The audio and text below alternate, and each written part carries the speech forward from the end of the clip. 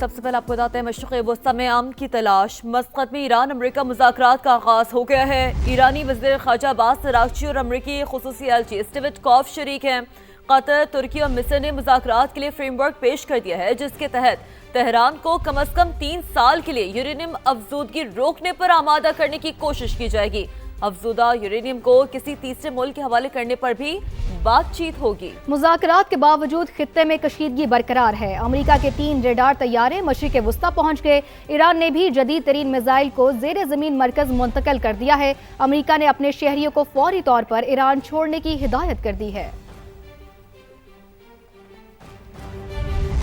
Security forces की खैबर पख्तूनख्वा के जिला खैबर और औरकजई में बड़ी कार्रवाइयां। 24 खवारिज हलाक हो गए। ISPR के मुताबिक खवारिज की मौजूदगी की इत्तला पर जिला औरकजई में ऑपरेशन किया गया, जिसमें 14 खवारिज हलाक हुए। फोर्सेस ने खवारिज के ठिकानों के मौसर तरीके से उन्हें निशाना बनाया। दूसरी कार्रवाई जिला खैबर में की गई, जिसमें 10 खवारिज हलाक हुए। ISPR के मुताबिक इलाके में क्लियरेंस और सैनिटाइजेशन ऑपरेशन जारी है। भारतीय सरपरस्ती में होने वाली दहशतगर्दी के मुकम्मल खात्मे तक कार्रवाइयां जारी रहेंगी। वज़ीर आज़म की खैबर पख्तूनख्वा में कामयाब ऑपरेशंस पर सिक्योरिटी फोर्सेस की पजीराई। सिक्योरिटी फोर्सेस के अफसरान और एहलकारों की पेशा वराना सलाहियतों की तारीफ की।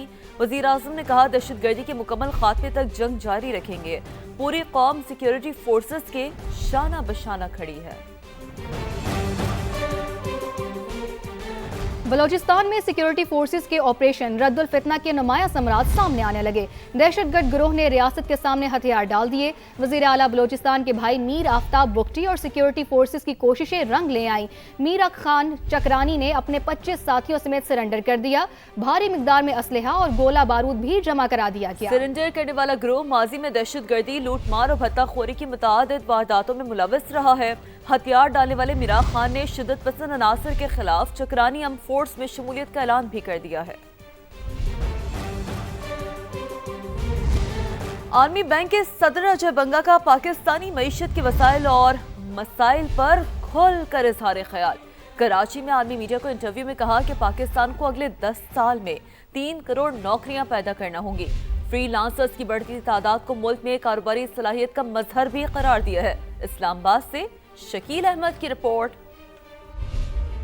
सदर आलमी बैंक अजय बंगा की पाकिस्तानी मईशत से मुतालिक खरी बातें। बैनुल अक़वामी खबरसां इदारे को इंटरव्यू में कहा, पाकिस्तान को आइंदा 10 साल में रोजगार के 3 करोड़ मौके पैदा करने होंगे। हर साल 25 से 30 लाख नई मुलाजमतें जरूरी। नौजवान आबादी को मौके न मिले तो बेरोजगारी ही नहीं, बेअमनी और हिजरत भी बढ़ेगी। बोले, पाकिस्तान की रोजगार पॉलिसी की 3 बुनियादों में इंसानी वसाइल, इंफ्रास्ट्रक्चर और सरमायाकारी शामिल है। ये भी कहा कि आलमी बैंक पाकिस्तान के साथ सालाना $4 अरब की शराकतदारी करेगा। सदर आरबी बैंक के मुताबिक मेहनत कशों के लिए छोटी सतह के सबसे ज्यादा मौके ज़राअत, इंफ्रास्ट्रक्चर, बुनियादी सेहत और सेहत में पैदा हो सकते हैं। माहौलियाती तहफ़्फ़ुज़ को तरक्याती मंसूबों का हिस्सा बनाना होगा। नौकरियों का 90% हिस्सा निजी शोबा पैदा करता है। 2050 तक दरकार रोजगार का तकरीबन 1/3 हिस्सा तो सिर्फ ज़राअत से ही पूरा हो सकता है। फ्री लांसर्स की बढ़ती तादाद कारोबारी सलाहियत की अक्कास करार। रोजगार के मजीद मौके के लिए फ्री लांसर्स को सरकारी मुआवनत, सरमाया और सहूलियात देने पर जोर। कहा, छोटे कारोबारों, किसानों के लिए आसान कर्ज, इंश्योरेंस की सहूलत, कारोबार दोस्त कवानीन और इस्लाहात जरूरी हैं। अजय बंगा ने बिजली के शोबे को सबसे बड़ा मसला और फौरी इस्लाहात जरूरी करार दी। बोले, बिजली नुकसानात मईशत और सरमायाकारी को नुकसान पहुँचा रहे हैं। सोलर तवानाई मुफीद जरूर है, लेकिन निज़ाम को बेहतर बनाना होगा।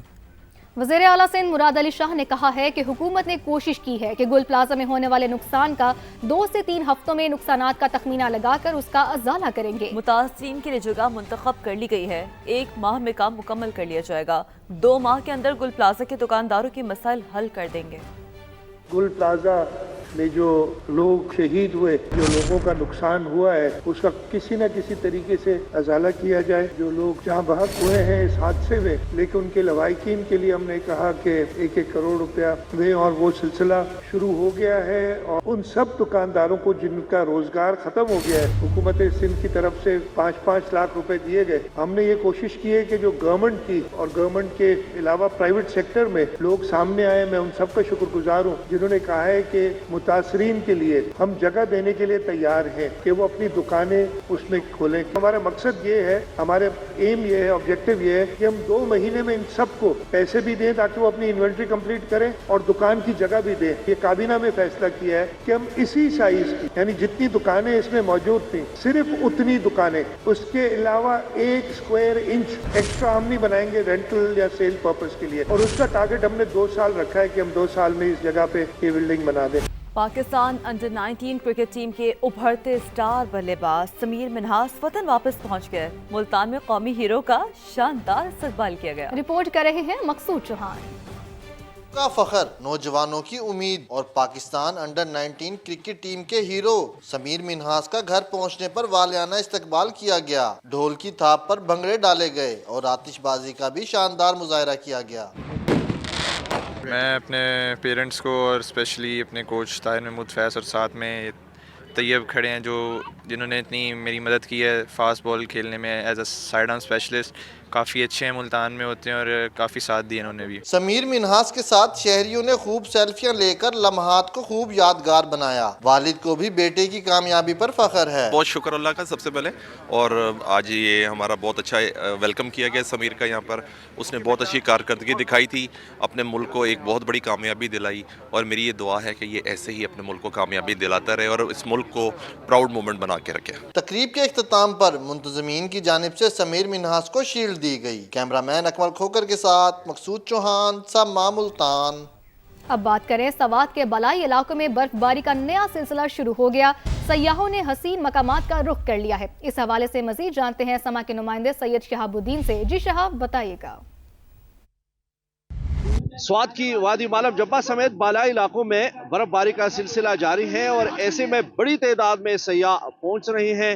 मालम जब्बा रोड है, नज़ारे काफ़ी दिल फरेब है और बड़ी तादाद में सयाह आ रहे हैं और यहाँ पे एंजॉय कर रहे हैं। कुछ दोस्त हमारे साथ मौजूद हैं, उनसे हम बात करेंगे। बताइएगा आप कहाँ से आए हैं, किस तरह यहाँ पे एंजॉय हो रहा है? मैं माशाल्लाह बहुत एंजॉय हो रहा है। मैं कराची से फर्स्ट टाइम आया हूँ यहाँ पे, ठीक है ना।